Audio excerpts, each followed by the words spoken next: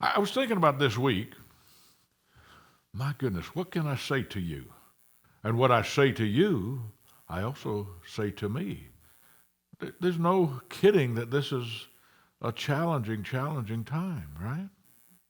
The loss of a beloved board president, the loss of a minister. It's kind of like, whew. And I thought, what can I say to you? And so I'm going to try. I don't want to sugarcoat it, but I want to help because we got to get from where we are to where we want to be. But I was thinking about Lowell Fillmore. Now, Lowell was the eldest son of Charles and Myrtle Fillmore, the founders of Unity. And Lowell was anointed, if you will, by Charles Fillmore to lead the movement when Charles stepped into retirement. So Lowell was a gentle man and a funny man. He loved to play Santa Claus every year at Unity Village. He never really wanted an office. He'd just sit out front in the lobby and greet people as they came in. And some of his great employees that would have meetings in their offices, he would just open the door and walk in. So some of them might be, I remember the head of the publishing ministry, and they would order boxcar loads of paper for the printing that was done. And he might be meeting with a paper salesman, suddenly the door would open, and in walked Lowell. That was it. And his nieces and nephews referred to him as Uncle Odie. Uncle Odie. And he would talk about, people would talk out of both sides of the mouth, and he would do kind of like that. And on a rainy day, he would always say, "It's a damp, fine day. It's a damp, fine day." Well, this was Lowell. He was still alive in his 90s when I was in seminary there. He was a great gardener. And if you go to Unity Village, and I hope you will, how many of you have been to Unity Village? My goodness. It's a place that you need to go. There's a little garden dedicated to Lowell, and it has a plaque there that one of the favorite pieces of poetry that Lowell wrote was called The Answer. And so I went to that to begin. Just want to tell you the answer. When for a purpose I had prayed and prayed and prayed until my words seemed worn and bare with arduous use, and I had knocked and asked and knocked and asked again, and all my fervor and persistence brought no hope, I paused to give my weary brain a rest and ceased my anxious human cry, and that still moment, after self had tried and failed, there came a glorious vision of God's power, and lo, my prayer was answered in that hour. The letting go part. Any of you have trouble with that in difficult times, like letting go? It's like, oh, got to get this, and I'll say those affirmations, and I'll visualize, and I'll read these passages, and then nothing happens, right? Now, I'm not supposed to say that, but I'm retired now, so what are they going to do to me? You know? I'm supposed to say, take 2 affirmations and call me in the morning and everything will be just fine. But sometimes it takes more than that. In fact, Charles Fillmore, the co-founder of Unity, used to say some affirmations thousands of times till he got it firmed up in his consciousness. And I myself have done that. It takes a while because I'm willful. Cancel. Let's say willfulness has been part of my makeup until now because I don't want to stay willful, but I know I have been. And it was taught at an early age. If you have the will to do something, you can do anything, right? Well, sometimes not. So, what can I say to you? And one of the things that I think is a good thing, it's a go-to scripture for me, the 23rd Psalm. Probably I learned that after the Lord's Prayer, whatever version my mother taught me of the Lord's Prayer. 23rd Psalm. And I go to that in my times of struggle, my times of loss, when I have lost a loved one. And I often share it in a memorial service. I suppose Jim Rosemurgy, the Reverend Jim Rosemurgy, when he's here to do barb service, they were very close in Florida, that perhaps he'll use it, I don't know. And I like the King James Version. It's probably the most familiar version. What we know from Bible scholarship today is there are at least 3,000 errors in the translation of King James Version. Now, there is a new King James Version. The Bible that Unity says is theirs is the New Revised Standard Version. That's probably the best Bible that there is. I have taken Bible courses from some great Bible scholars, and I remember one of them telling me, there is no good translation of the Bible, but probably the best of them is the New Revised Standard Version. So I remember being at Oxford University and taking a summer course, and one of the professors was kind of translating on the fly. And a person would say, excuse me, what translation are you using? And they said, why, my own, it's far better than any published version. So, do you think he had just a skosh of ego? I mean, it's like, okay, might have been, I don't know. But the 23rd Psalm, and I want you to listen to it, and I'll comment on it just a little bit. The Lord is my shepherd, I shall not want. He maketh me to lie down in green pastures. He leadeth me beside the still waters. He restoreth my soul. He leadeth me in the paths of righteousness for his name's sake. Yea, though I walk through the valley of the shadow of death, I will fear no evil, for thou art with me.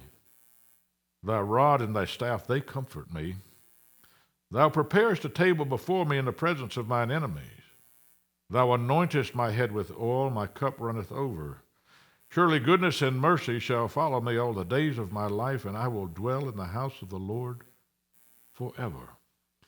Now, those few words have always meant a lot to me at very difficult times.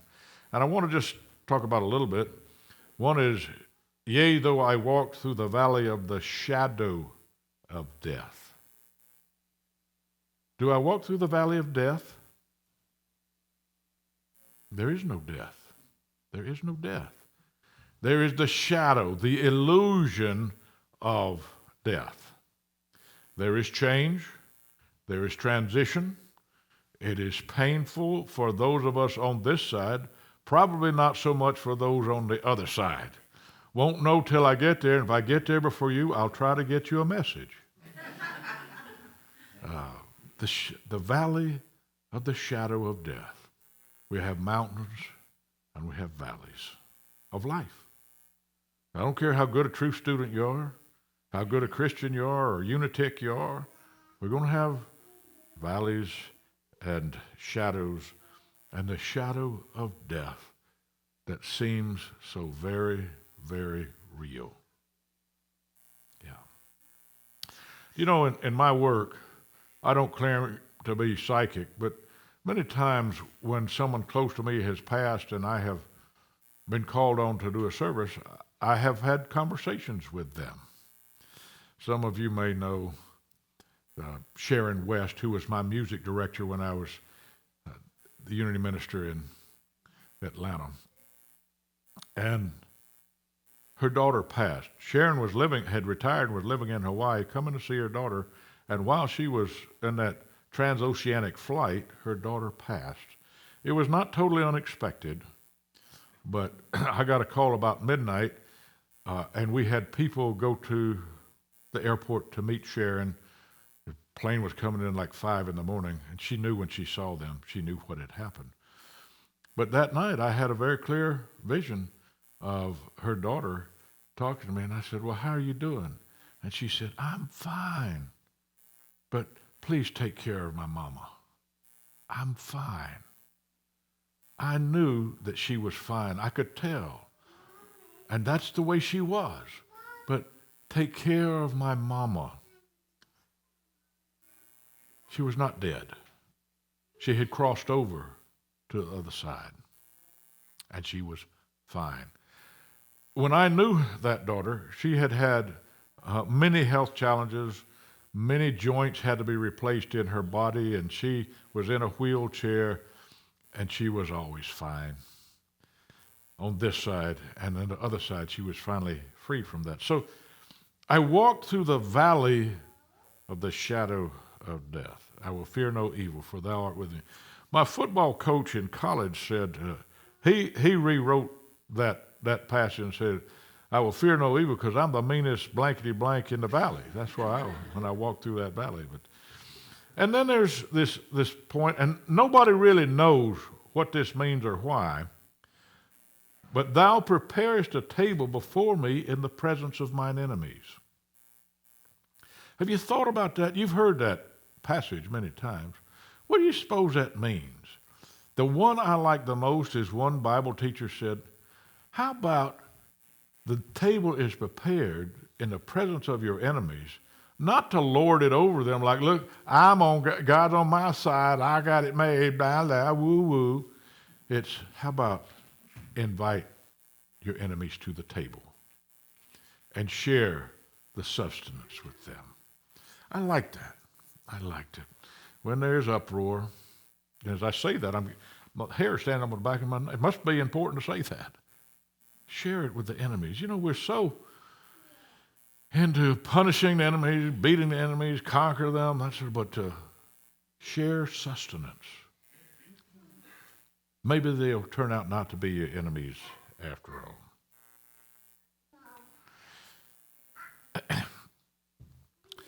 I mentioned that Sandy and I were in Asia. It was first China, then Tibet, and then in Nepal, particularly Kathmandu. Now, it's interesting to me that in China, we got blocked from the internet a little bit. We had been to Potala Palace in Lhasa. It's actually Tibet, controlled by China. And I had posted a picture and mentioned that this was the former home of the Dalai Lama. You know, he lives in exile in northern India. And it was a beautiful and sad place.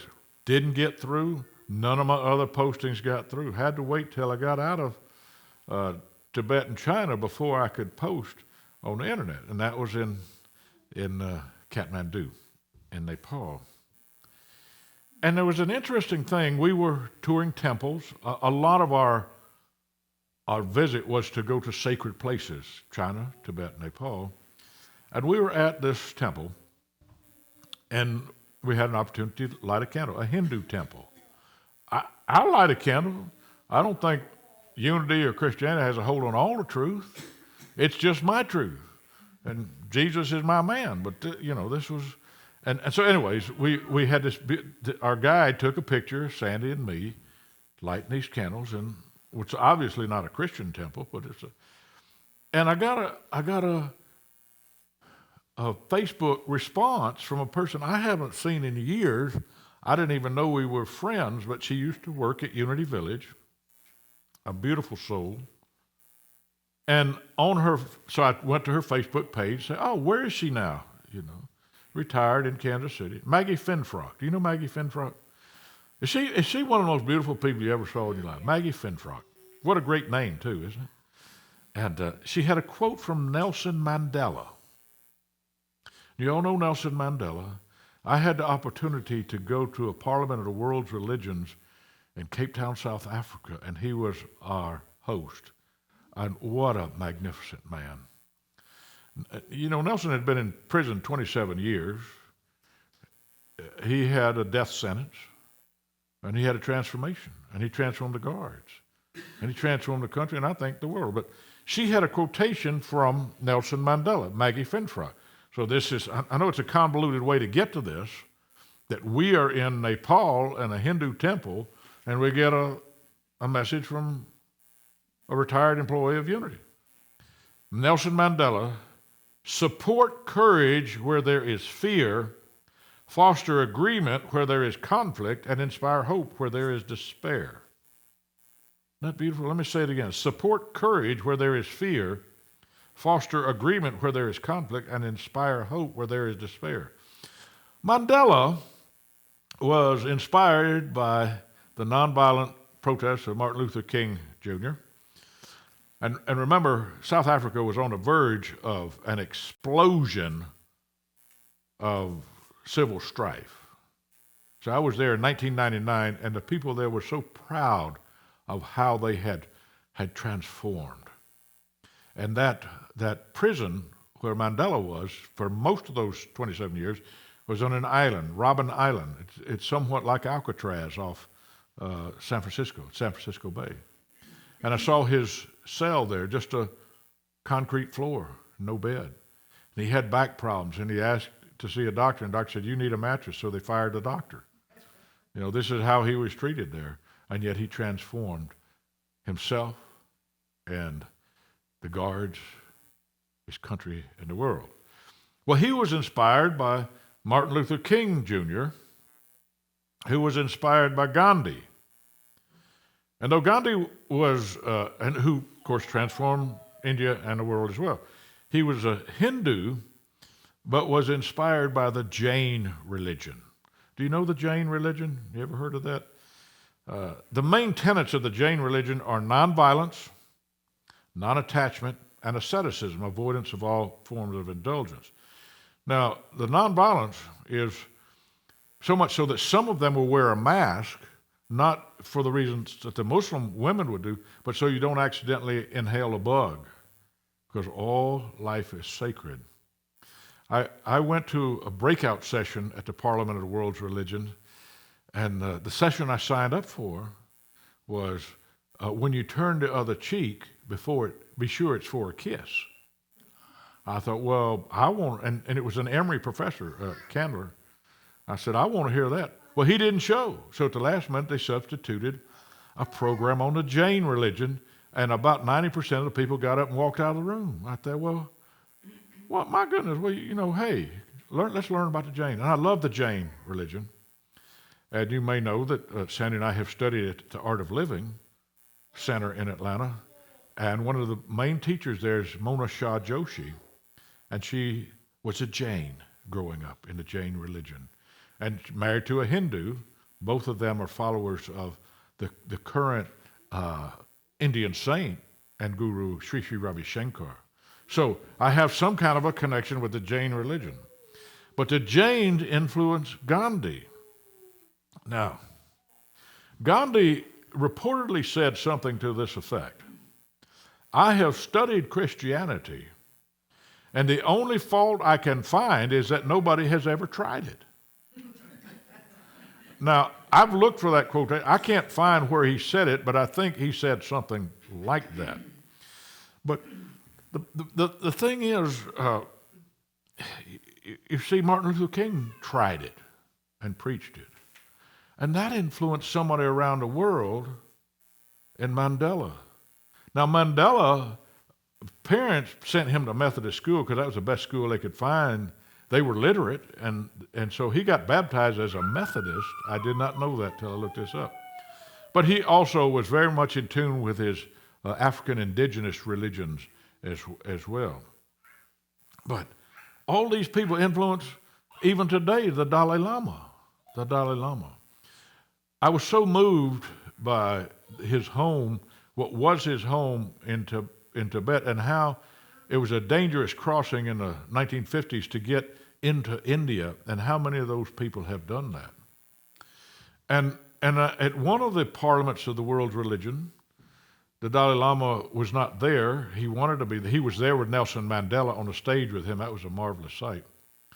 But a leader, a Rinpoche Lama, High Lama, told a story of a monk who had escaped from Tibet. And the stories you have heard about abuse and torture and killing are all true. And this one had escaped, and they had to escape in the middle of winter because even the Chinese can't follow them over the mountain passes of the Himalayas. We were riding buses in a very beautiful time, but we got a sense of how far it would be and what they'd have to go through.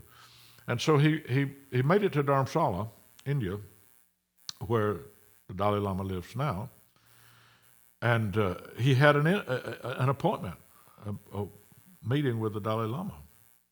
And he said to the Dalai Lama, when I was being tortured, I began to have fear. And the Dalai Lama asked him quite naturally, that you would die?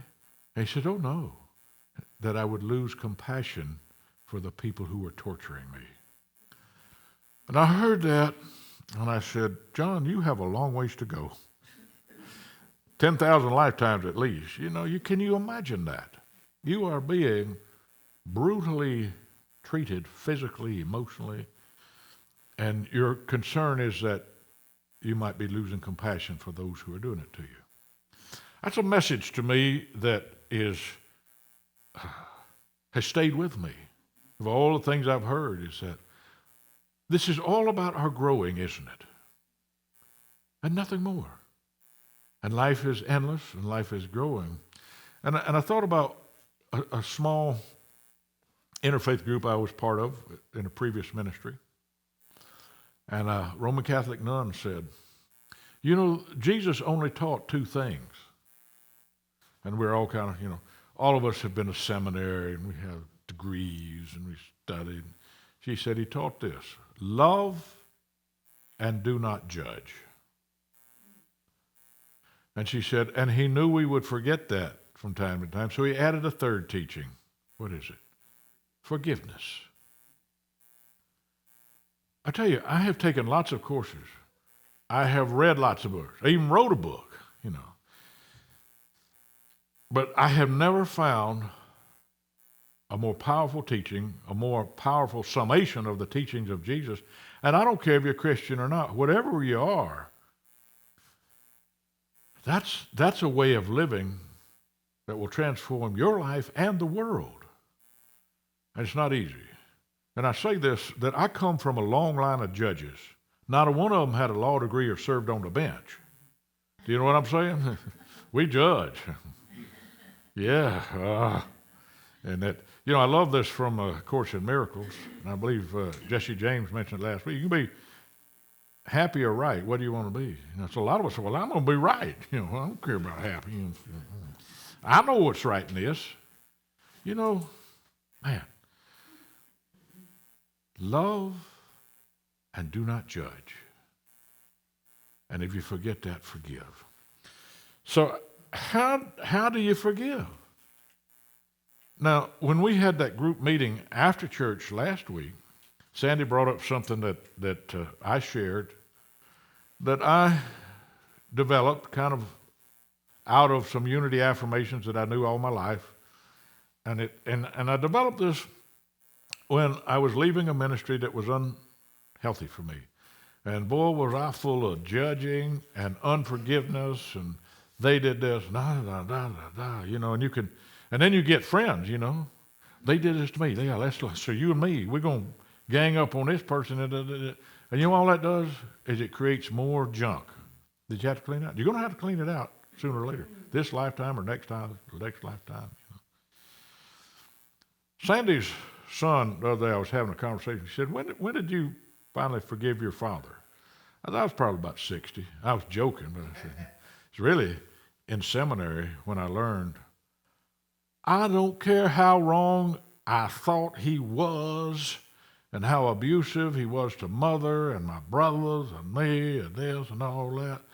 I have to do the work. For me. You have to. Unforgiveness, I think, is a cause of so much illness. There is a thought of illness is caused by lack of circulation. You block it off, I had a friend talking the other day, he had a new valve replaced. It had clamped down. They had the aortic valve. They don't even have to crack the chest anymore. Go in there and man, he's doing great. The blockage had to be removed, Well, emotionally, psychically, metaphysically, it's got to be removed.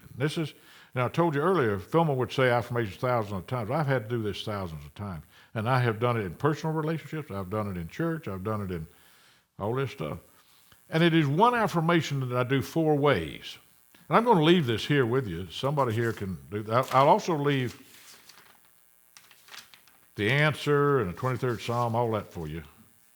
But this is my exercise. I love you, I bless you, I appreciate you, I forgive you, and I release you to your highest good. Then I am loved, I am blessed, I'm appreciated, I am forgiven, and I'm released to my highest good.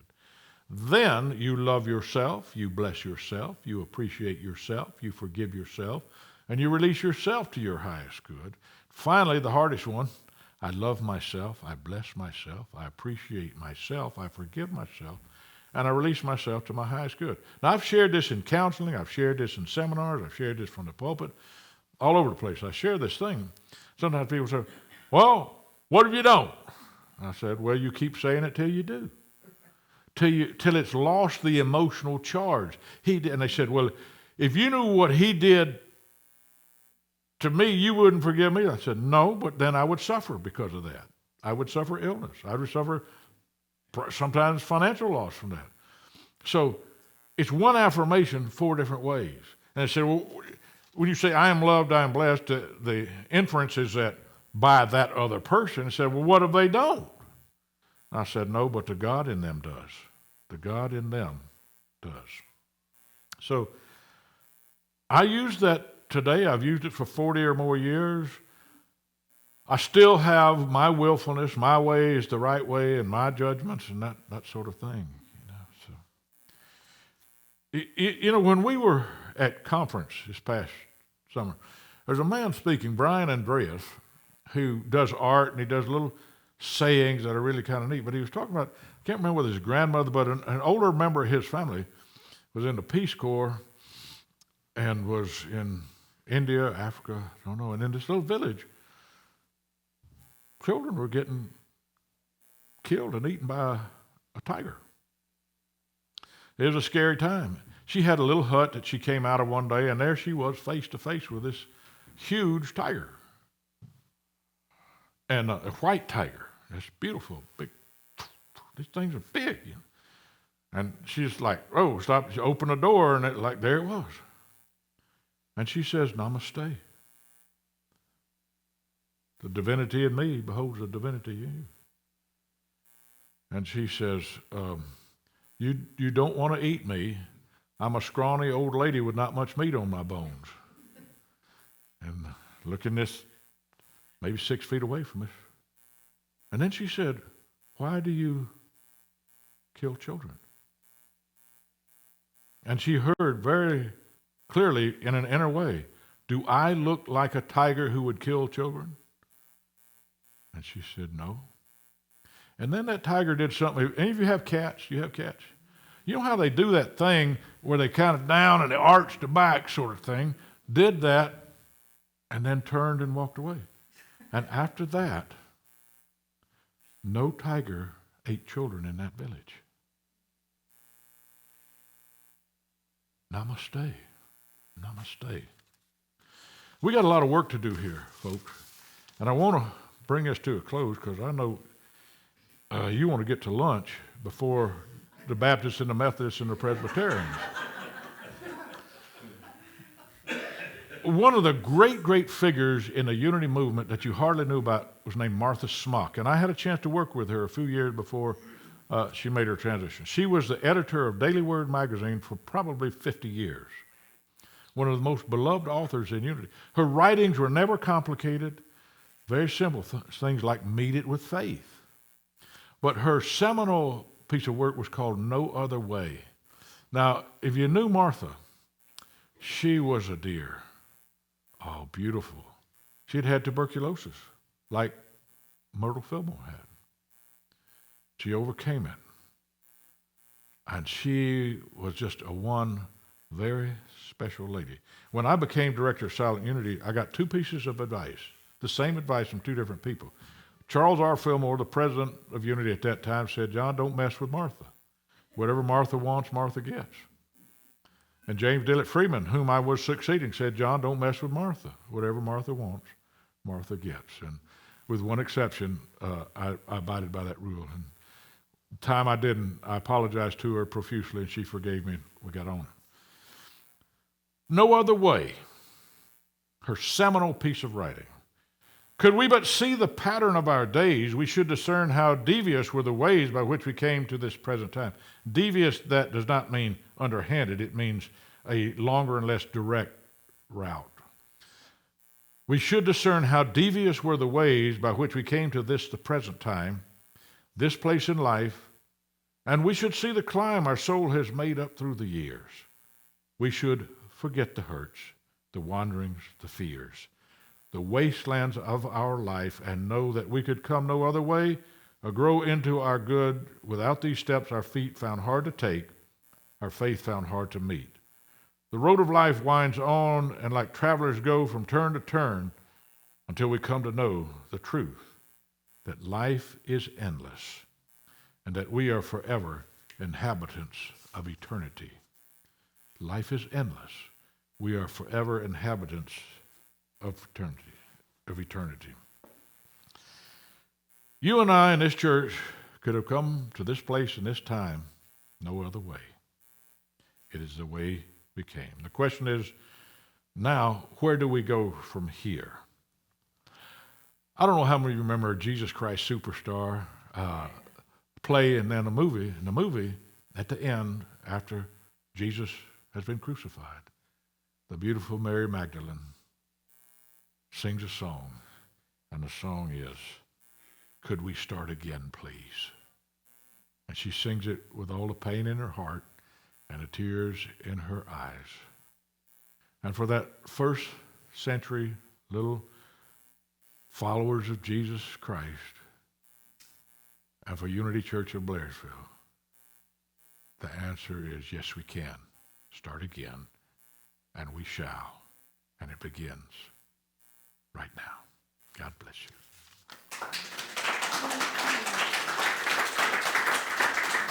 I'm going to leave these things here. So, Louise, maybe someone can make copies if anybody wants those. Thank you.